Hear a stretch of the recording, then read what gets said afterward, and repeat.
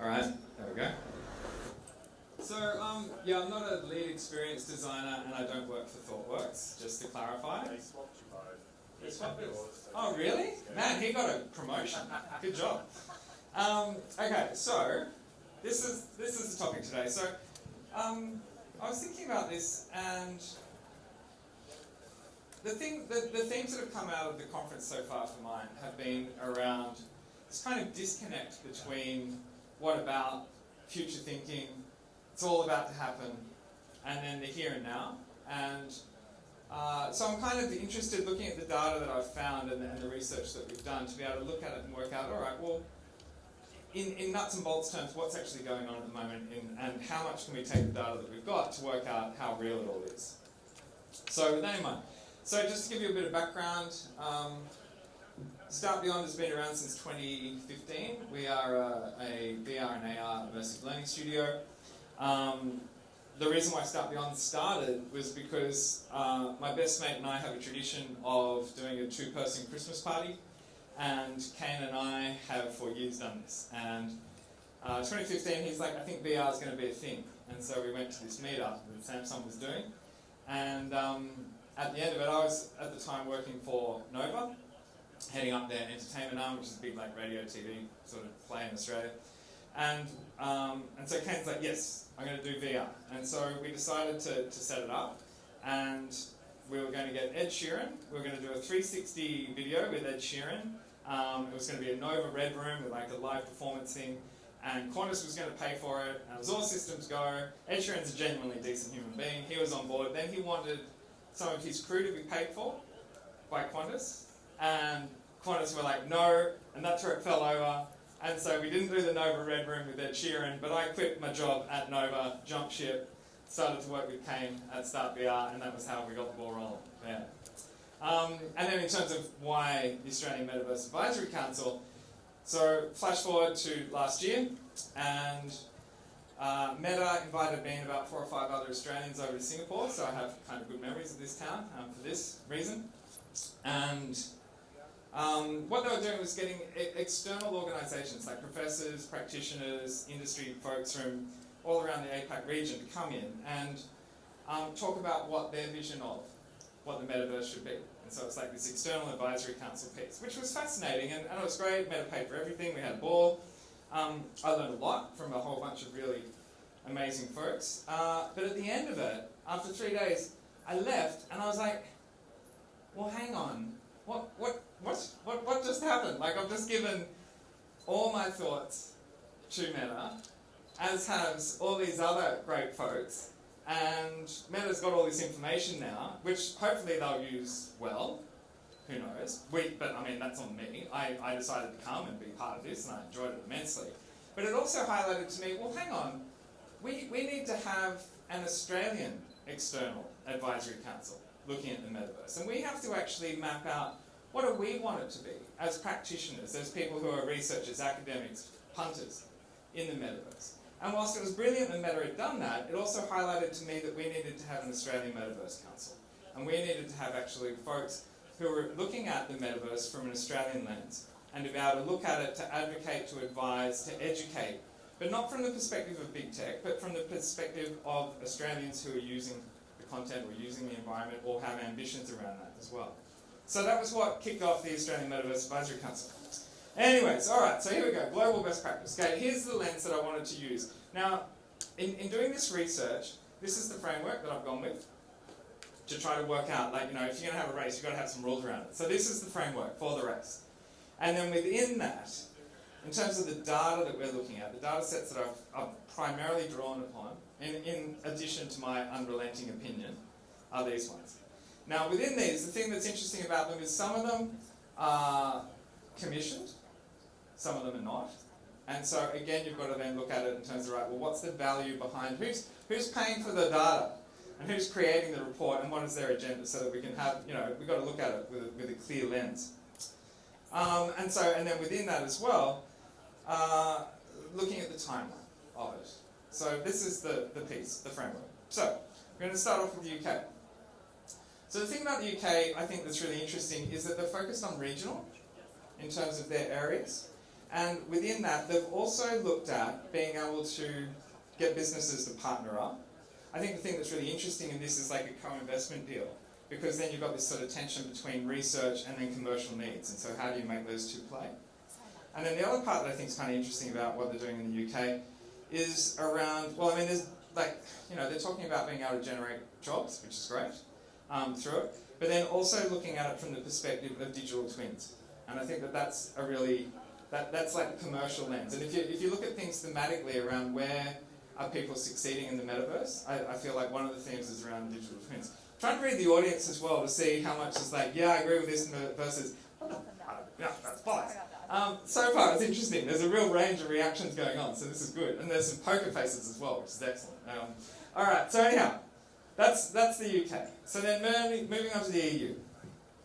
So this is 30% currently, they already own, or have, you know, investment money coming from.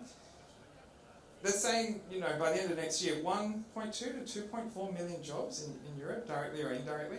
I think the interesting bit there is around the indirectly, because part of the definition of the metaverse is woolly, and when you drill down into it, it can often just be the next version of the internet, in which case all we're talking about is actually the internet and the digital economy. And so when the hype, you know, because part of what we've got to do is we've got to look at this without the hype and actually cut through and go, all right, what's actually real within our lens of what the metaverse is? And that's a hell of a spike to go in 6 years, up to 150 billion. So how's that going to play?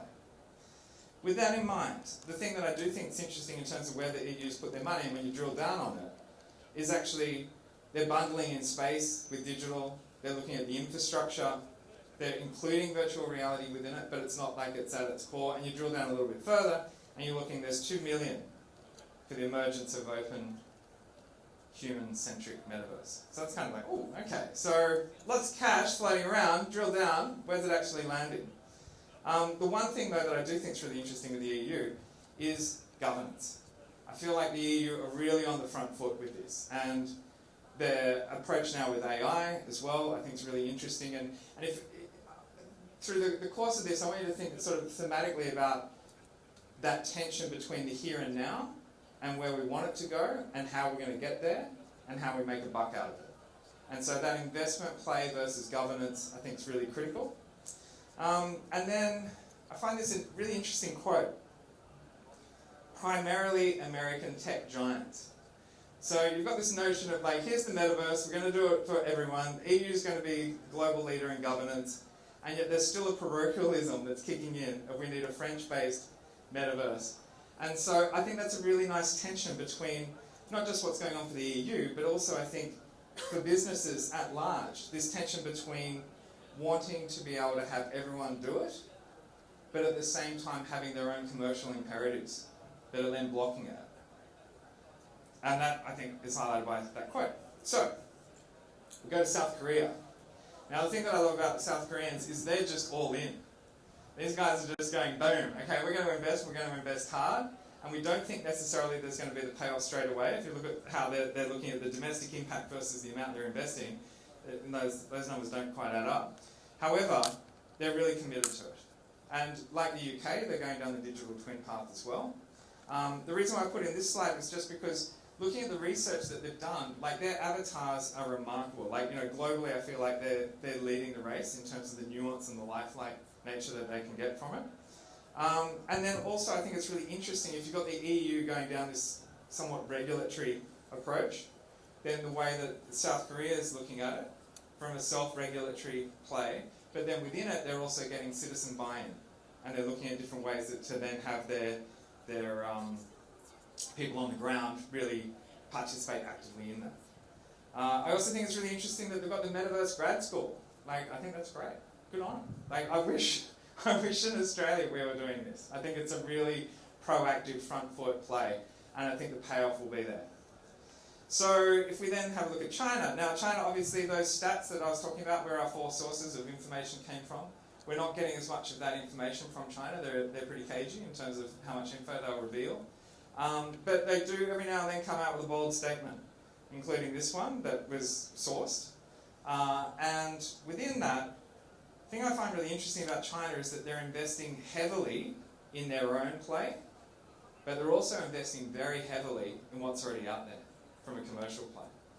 And when you think, like, I did not know, for example, that Epic Games, 40% was owned by China, or Tencent to be specific, or Roblox for that matter.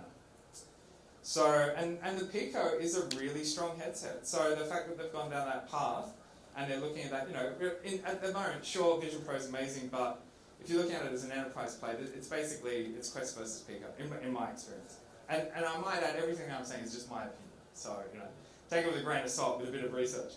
But I also think it's an interesting statement to say that they're going to be selling 25 million VR devices, you know, in 2 years' time, given how few were sold back in 2022. So they're putting it out there as well, much like the South Koreans. Good on them. So, they're also heavily investing. Heavily investing. And, you know, we touched on right at the start, England, getting their regional centres. I mean, that investment by the UK looks pretty small when you're then looking at it compared to what China's doing. And that scale of investment is pretty remarkable. And I like the fact that they're not just looking at the research, they're not just looking at content, they're not just looking at the infrastructure, but they're actually looking at incubating new pioneering applications. So they're playing on that platform level as well, across the board. Yeah. So now we get to the States. So, largest market size. They're on the front foot. Meta's doing very, very well. Congress is allocating money to infrastructure, which is great. And they've got this big bucket, similar to the EU, big bucket of cash. Somewhere in all of that, sloshing around is VR, AR, mixed reality, Metaverse. But it's a bit loose. And if we have a look at what the numbers are of what they think it's going to create over the next, 10 years, give or take, it gets even woollier. So by 2035, it could be anywhere between 402 billion and 760 billion. So it's speculative, which is fine. But I think when we're looking at it from a commercial lens and we're looking at it as a commercial market, thinking about how much is being invested, you can understand why there's a tension or a disconnect potentially within how, when we're at a conference like this desire to have massive investment with massive commercial payoff versus the reality of, is there an audience, how's it going to work, bums on seats kind of mentality. And I find that number, particularly from Deloitte, that was a report commissioned by Meta, is landing at that big wide range. So, APAC. So, okay, we've got to acknowledge within APAC, I've already specifically talked about China and South Korea. And so now this is then bundling them into that as well as the other nations that are listed there. And I think it's remarkable. I mean, I feel like this is actually very, very plausible of hitting this sort of number by 2035, because the definition that's being given there is the next version of the internet. It's not just saying the metaverse as we've got it of this sort of notion. It's taking the whole current digital landscape and bundling it in as the next version. And that to me, I don't know, those numbers seem to add up. Part of the reason why I think they add up is because when we look at the market, I didn't know until today that Meta is, they're in Japan, they're not in Singapore, they're not in India, and Meta only told me that today. I was like, oh wow, okay. So when you think of it in that regard as well, and just due to the regulatory reasons, and then you look at the sort of numbers here, it's pretty remarkable. And I find it kind of interesting the way that folks talk about mobile, and so the next version of the internet, it's a 3D environment with the metaverse, but then they talk about, there's such a massive market with mobile. I don't see from a UI perspective how having a 3D environment on your phone is going to work. I think that the reason why phones work the way they work is because it's a 2D environment and you're using it in a 2D space. So when I think about how the metaverse is going to play on a mobile, I go directly into AR and I start playing in that space in my head. I don't see the mobile shopping center playing, because I think the interface of a 2D swipe, scroll, press, etc. makes a lot more sense. So I'd be curious to see how that then plays as well. And I think given the knowledge base that you have in India, Pakistan, and Philippines in terms of that sort of ethos around IT and digital knowledge and so on, will I think trickle into the way the investment plays as well. So Australia's numbers, when you look at all of that, seem pretty little, but we're a small country, so it kind of adds up. It's all relative. However, within that, I think that there's still enormous opportunities for growth, and certainly, the business that I have is building for Australia, but also for the world. So here's our little report card. This is my, again, opinion, born out of the stats that we've got. I think that it's really interesting the way that the EU is looking at being that governance leader as well as that growth leader. And I think it's really interesting that America, and that report card around the vision for XR, that's actually coming from the XR Association, the American white paper. And they were talking about how they just feel like there isn't enough governance and regulatory care being given to it, which makes sense in America. It's very free market mentality, so they don't want to get in the way of stuff. So anyhow, and I think South Korea is my favourite, again, I guess, just from the way I'm writing and talking about it. If anyone takes me over to South Korea the same way Meta took me to Singapore, I'm totally up for that, by the way. Okay, so then who's winning in terms of the different categories? So first thing here is that I'm looking at this through the data that we've got, and then also my own personal lens of what I'm seeing and the trends that I'm seeing. So it is subjective. And I'm happy to argue the toss with anyone about this. And I also think that it's important to note that so education and training, South Korea I'm putting there because of the fact that, to the best of my knowledge, they're the only ones who are actually dedicating time to creating a Metaverse university versus anyone else. And if you did the commercials, you might come up with a different answer, but I think that that's remarkable. And the reason why I put Australia there is because in Australia, it's not that we're one of the biggest sectors, it's just within the Metaverse environment, training is absolutely the strongest play for Australia at the moment. So, this is what we do. Start beyond this is. So we're building a pathway to the Metaverse. I don't think that the traditional notions of 2D learning is going to play. Everyone's getting bored with that. I feel like thematically that's one of the things that's come out of today as well and yesterday. So what we're looking to do is actually to allow people not to reinvent the wheel, but to have a pathway to it, being able to take their existing 2D assets and digital assets and then build it through to then be able to work in an immersive learning environment as well. And the way that we do that is across all the different formats. And so we will build stuff out that will work on VR, but then we'll also make sure that that works on mobile and desktop, and then can be sunk up to your other devices to be able to have it play in a variety of different ways. We'll have the 360 video content on your mobile phone, along with the AR. You take that and then you chuck on the headset and you're in the immersive VR world. So these are the products that we have through which we do this. And the one that I think is particularly interesting is around the large-scale deployment. So we're able to now set it up so that you can have, we could have everyone here in a VR headset, and I've got my little facilitator app, and I hit go, and all of you will have the VR experience fire up at the one moment. But then within that, I can then control what parts of the experience you're looking at. And if you didn't have the headset and you were in remotely, then you could still see the whole experience via desktop as well. So we're creating a scalable solution that allows for large-scale deployment across mobile, desktop, as well as VR. And so then within that, if you look at the different sort of learnings and how you can then take traditional learning and have it work in an immersive format, then that approach of like mentorship, one-to-one, group learning, etc., can then play. So, this is how we deliver it. So these are 3 different clients that we've got, but I'm using them as the 3 different interfaces. So we have our facilitator app that will then control the experience. We have the course creator where you can upload content, whether it be 360, AR, 3D models, CG, whatever you like, as well as your 2D content as well. And then we've got the student access, login, play on it on your phone, on your desktop, as well as then VR. You can see from the clients here, we're industry agnostic. We build the content working with our clients.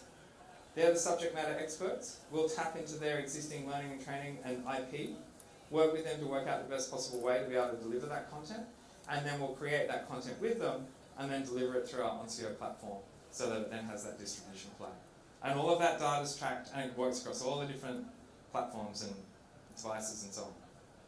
And if you have a look at that, I mean, for example, with Woolworths, we've got it so there's like 2,000 headsets around the country, and they had, within 3 months, 55,000 employees go through the program that we've done as a launch for those guys. So there's a scalable solution there. Righto, so what's next?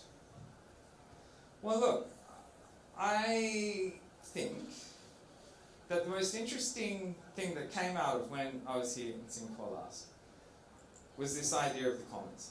And it was a South Korean professor, actually, who told me about it, his idea. I mean, he was a very humble guy, and he may well have got it from someone else. But I think that the opportunity, like, I have this whole thing of, like, if you share the pie gets bigger. And I think that this absolutely plays when it comes to the metaverse. There is so much IP, and it's all siphoned off and all siloed off. And if you think about how the web began, it was an open source, open play. Everyone tapped in, we then built from that. The way that we're splintering out now, everything is app-based, it's all splintered out.